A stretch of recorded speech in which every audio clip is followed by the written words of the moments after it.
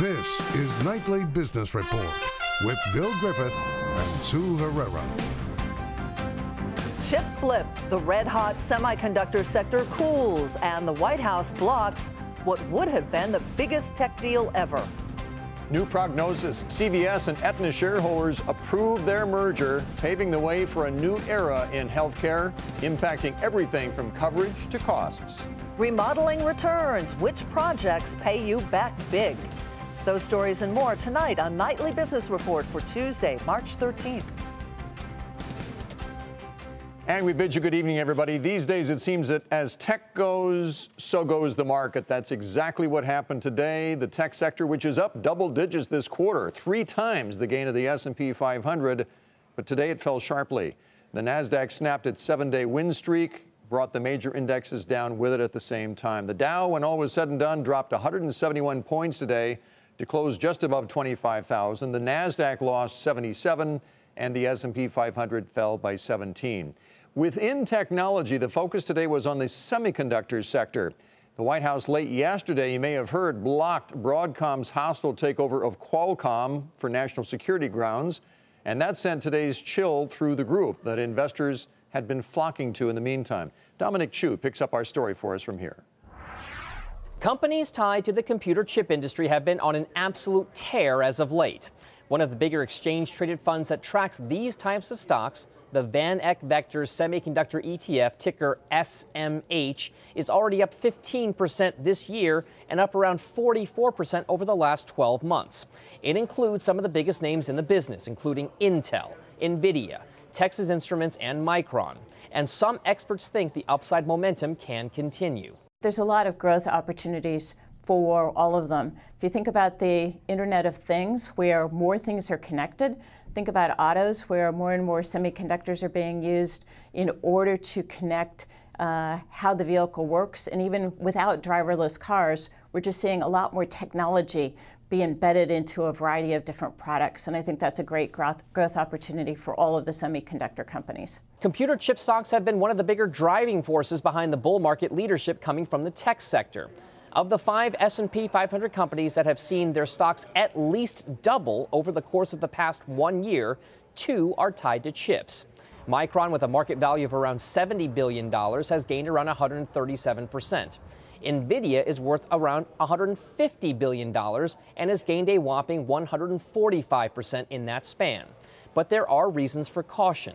Many investors probably need to pull back on tech, not because the opportunities aren't good, but because prudent portfolio management says never let one sector get above 20% of your portfolio. The technology sector is arguably the most important part of the market, making up around a quarter of the entire S&P 500's market value. While stocks like Apple, Alphabet, Facebook, and Microsoft get much of the attention, these chip stocks could be one of the big indicators for whether or the overall bull market can continue. For Nightly Business Report, I'm Dominic Chu. As Bill mentioned, the White House blocked Singapore-based Broadcom's hostile takeover of Qualcomm, citing national security concerns. The $117 billion bid would have made it the biggest tech deal in history, and that sent both stocks lower in trading today. David Faber has more on this failed merger. It was an unexpected end to a hard-fought takeover battle in which Broadcom has been trying for months to acquire Qualcomm. In steps the Committee for Foreign Investment in the U.S. about a week or so ago, and last night, well, they delivered the order that will stop the deal. The president also signing that order, and so it becomes a presidential decree saying that Broadcom cannot, under any circumstances, acquire Qualcomm because, according to the U.S. government, there are national security concerns involving Broadcom's potential acquisition of Qualcomm, such that the national security of the U.S. might be compromised by that deal. As I said, it was a deal long in the making, and it was very much unclear whether Broadcom would succeed regardless. But when CFIUS stepped in about a week or so ago, right before the company was scheduled to hold its annual meeting, it changed the entire landscape. Since then, Broadcom did not seem to do itself any favors. In fact, yesterday we reported on a letter from CFIUS to Broadcom saying that you've already violated the interim order we issued on March the 5th 3 different times. Well, if trust is the thing at issue here, violating that trust didn't do them any help. One key question now, has the U.S. government created a national champion in Qualcomm, a company that is key to rolling out 5G or the next generation of wireless services, not just here in the U.S., but potentially around the globe, and that is in competition with China's Huawei, a company that does business around the globe, but not here in the United States. For Nightly Business Report, I'm David Faber. The tech sector could also be impacted by a report late today. According to Reuters, the White House is looking to impose tariffs on $60 billion of Chinese imports, targeting technology and the telecom sectors, among others.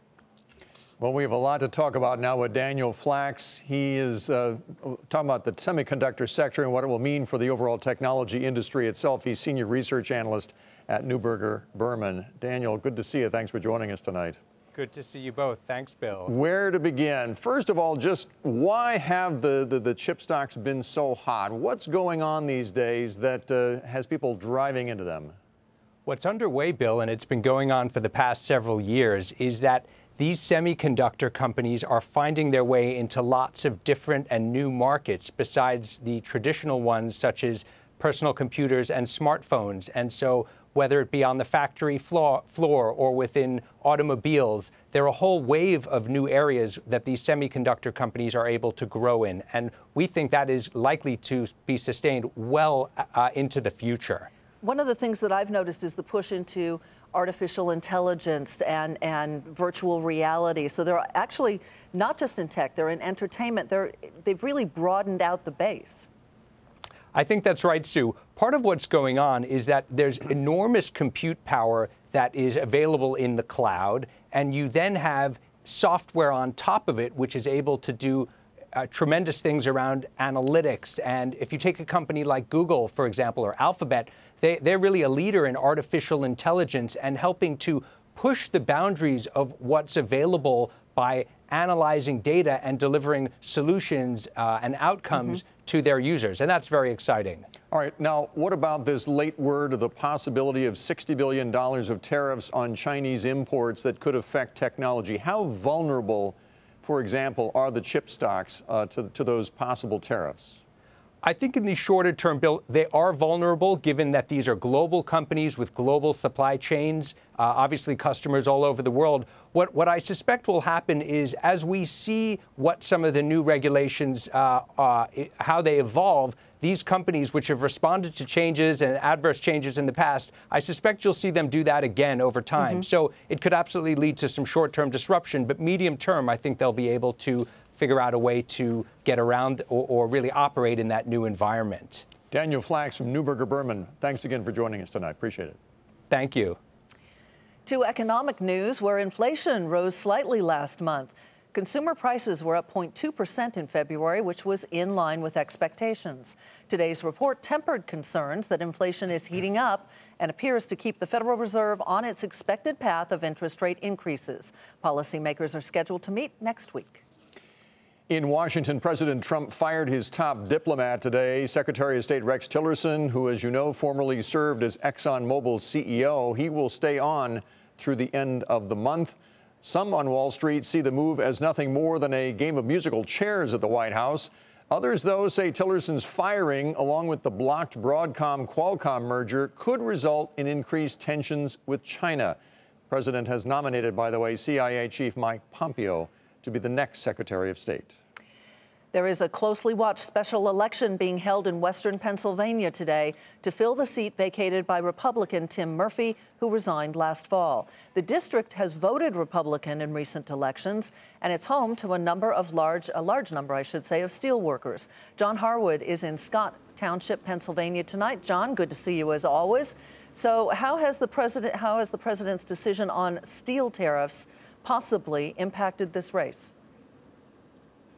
No sign of it so far, Sue. Both candidates have embraced the tariffs. Conor Lamb, the Democrat, with a little more equivocation than his Republican rival, Rick Saccone, but it does not appear to have changed the late momentum in the race that Conor Lamb has developed. Rick Saccone, in this very, as you noted, Republican area, had built a large lead in the polls early in the race. Conor Lamb has been coming back, and in the last surveys we've seen, Lamb is slightly ahead. If he wins this race tonight, it will be a huge upset that will send shockwaves through the rest of the campaign for Congress this fall. All right, what about, there's tariffs, but what about the other T, tax cuts? Does that necessarily benefit the Republican Saccone? Republicans have been counting, Bill, for tax cuts to save their majorities in the fall campaign, given all the political turbulence around.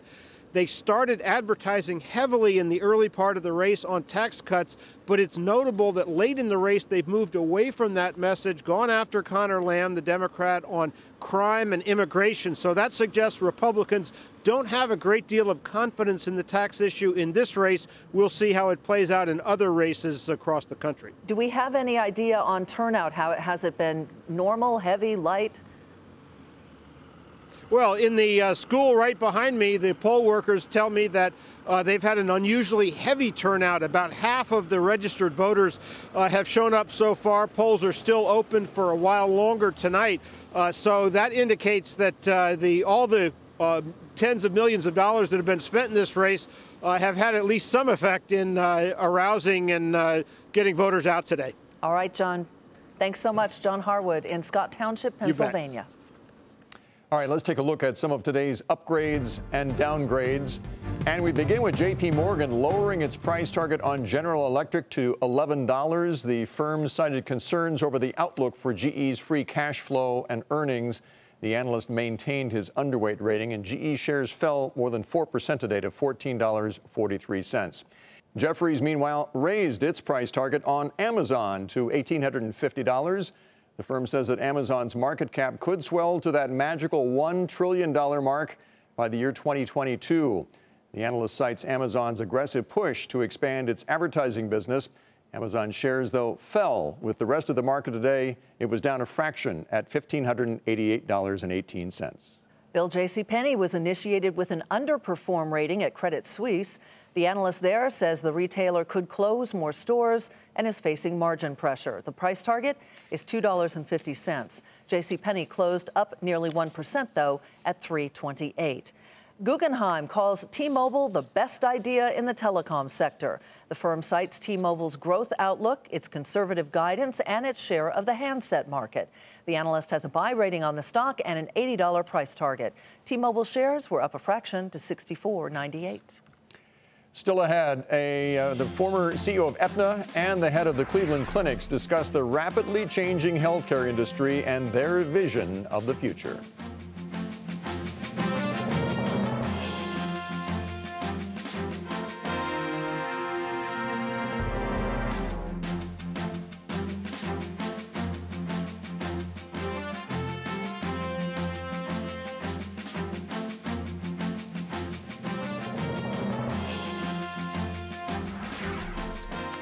CVS and Aetna shareholders today approved the drugstore chain's $69 billion acquisition of the insurer. This merger is expected to close in the second half of the year, assuming that, by the way, it's okayed by regulators. In just a moment, we're going to talk about how this merged company could usher in a transformation of the entire healthcare industry. In the meantime, shares of CVS fell by 1% today. Aetna shares rose a fraction. The health insurer Centene is making an investment in RxAdvance, which is a cloud-based pharmacy benefit manager. Pharmacy benefit managers negotiate with the big drug makers to get better prices on prescription medications. The size of the deal not disclosed, but the investment comes days after Cigna made a $52 billion offer to buy Express Scripts. Both deals are part of a bigger wave of consolidation in the healthcare industry. And let's talk about that. What will this wave of consolidation in the industry mean for the future of healthcare, both for providers and for patients? We have two prominent visionaries with us tonight, both industry veterans, here to share their thoughts. Ron Williams is the former Aetna CEO. He's now chairman and CEO of RW2 Enterprises. And Toby Cosgrove is former president and CEO of the Cleveland Clinics, where he is now currently executive advisor. It's great to see you both. Thank you for joining us tonight. Thank you, Bill. Well, thank you for having me. Ron, let me start with you. Here's what puzzles me about the Aetna-CVS deal. It would seem that their motivations are at odds with each other. Let's face it, when you raise drug prices, it's better profitability for the drug companies and the drug retailers. But the insurance companies would seem to want lower prices. They want to cover less of the price of those particular drugs. How is this merger going to transform and make healthcare better for customers? Well, I think the underlying idea in my mind, and I have to say I'm not an insider, I have no inside information related to the transaction, it's really not about pricing, it's about creating more value in the healthcare delivery system. And if we look at chronic patients, only about 50% of the prescriptions written for patients who have diabetes, hypertension, cardiovascular disease, only 50% of those prescriptions are filled. And of the 50% that are filled, in total, about 20% of the patients are truly compliant with their medication regimen. If you can actually increase medication adherence and compliance, you can reduce healthcare costs fundamentally. You can create more value in terms of lower premiums and improved quality. So I think the pricing angle is looking at it through the wrong lens. Mm-hmm. Would you agree with that, Toby? And weigh in on what Ron just mentioned. It seems as though getting patients under that one umbrella with an Aetna CVS merger might actually form more compliance with the regimen that they're assigned. Well, I hope they do see more compliance, but what we're going to see in the future as far as healthcare is concerned is you're going to see major changes. You're going to see increasing emphasis on keeping people well, and the people who are sick are going to be treated differently. They're going to have different diseases, more chronic disease. They're going to be taken care of in different locations, more outpatient than inpatient. And they're going to be looked after by a different group of people. It's not going to be just doctors, but it's going to be physicians, assistants, and nurses. So the whole industry is changing. The diseases are changing, the treatments are changing, and we have to drive the efficiency and the value to have an affordable healthcare delivery system. And we hope this is going to be one of the steps in that direction. Toby, I'm curious your thoughts on the proposed, what do you want to call it, alliance that Jeff Bezos has put together with Warren Buffett and Jamie Dimon at JP Morgan. They don't even know what kind of business they want to get into, but they just want to know that they can bring costs down and improve service. What do you think they're going to do? Well, I must say I similarly don't have much insider information on this, but if you look at what the potential is, you've got Jeff Bezos, who clearly has a delivery system and service for drugs, and certainly a lot of IT that he can use. Certainly, Berkshire knows about handling risks through Geico, and I can imagine that they could do something on farm as a mutual insurance company. And certainly, there's plenty of economic acumen with JP Morgan. I'm delighted to see actually the private sector step in the way that they have, because I think they're going to bring fresh ideas, fresh approaches, and new energy to the private sector, and hopefully continue to drive us in on new ways and to be very innovative. You know, Ron, picking up on Bill's thought, one of the things that Mr. Bezos said, and also Warren Buffett said when they formed that alliance, is they feel the use of technology will ultimately be the main driver to bring down costs, to bring up efficiencies, and therefore streamline what has been a very onerous healthcare system. Would you agree with that? Is technology the ultimate answer, or no? Well, I think technology as an empowering tool for physicians is one of the answers. I think technology to empower patients and give them better data and better decision making. I agree with Toby that these are intellectual giants in terms of Amazon, the ability for Berkshire and the ability for JP Morgan to collaborate and bring their respective strengths and be able to really help patients, help physicians, help hospitals. Exactly how it's going to work, I don't think anyone knows, but I would say that there is huge opportunity. The healthcare system really needs disruption, needs continuity, and the use of data, analytics, decision support tools can be a very important attribute in increasing value. Ron, before we let you both go, I can imagine the people watching, it's pretty simple. They want to pay less.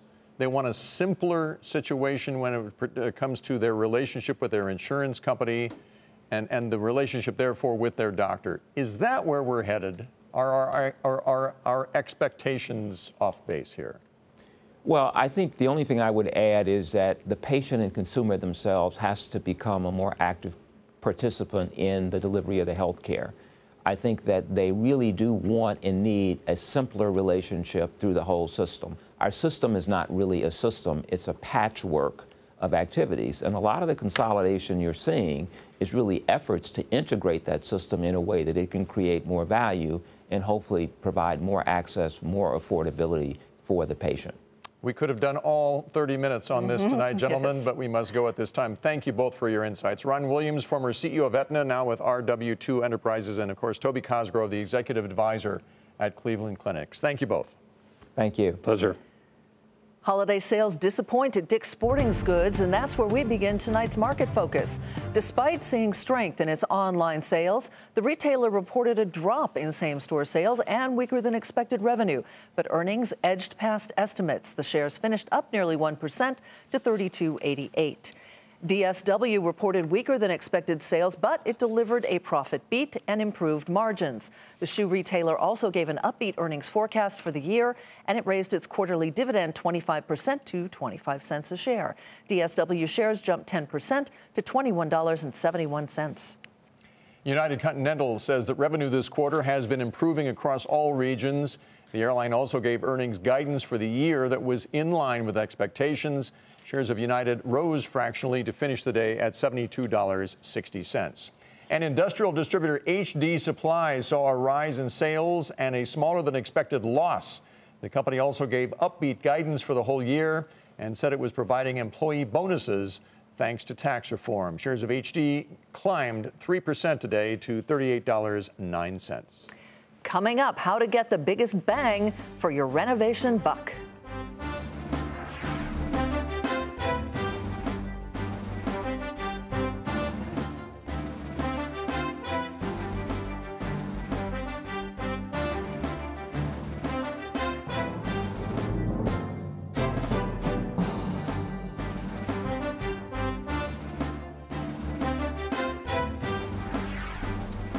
Today's pricey and competitive housing market means more homeowners are staying put. They're remodeling instead of moving, and that's great news, of course, for names like Home Depot and Lowe's.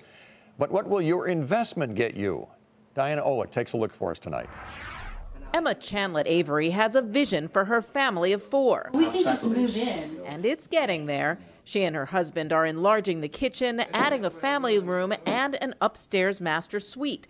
More space was paramount, even if the cost outweighs the returns. It was a balance because we always had the possibility of resale in our mind, but we were think we're going to be here for a while. So mostly we were focusing on the things that would just make our life here with our family better or more comfortable. Homeowners are staying in their homes longer today than in the past, upgrading and remodeling more, and some projects nearly pay for themselves. Garage door replacement will give you 98% of your investment back, according to Remodeling Magazine's annual cost versus value report. It asks real estate agents how much a renovation would add to the sale price of a home selling in the same year. Manufactured stone veneer came in second, and a steel front door ranked third. Other high returns, a deck addition, and a minor kitchen remodel. Things that like kitchens, bathrooms, you're probably going to get 60 or 70 cents on the dollar for those types of investments. And then things that are more decorative, generally speaking, you're going to get a little bit less on those. Doing a simple remodel or upgrade will give you a better return than an addition or something fancier, and that's a big change from last year. Why? Because the costs of labor and materials are both skyrocketing, and that shifts the equation. Of course, value can be subjective depending on how long you plan to stay. If you're going to live in a place for 10 or 15 years and raise a family, you're still going to get that money back, plus the intrinsic value of living there, enjoying the additional space. As with everything in real estate, location matters. If home prices are rising faster in your market, then remodeling returns will be higher. But no matter where you are, remember, before you pour your life savings into it, your dream kitchen may not be someone else's. For Nightly Business Report, I'm Diana Olek in Washington. And before we go, here's another look at the day on Wall Street. The Dow dropped 171 points, the Nasdaq was off 77, and the S&P 500 fell 17. And that does it for Nightly Business Report tonight. I'm Sue Herrera. Thanks for joining us. We want to remind you that this is the time of year your public television station seeks your support. I'm Bill Griffith, and we do thank you for your support. Have a great evening, everybody. We'll see you tomorrow.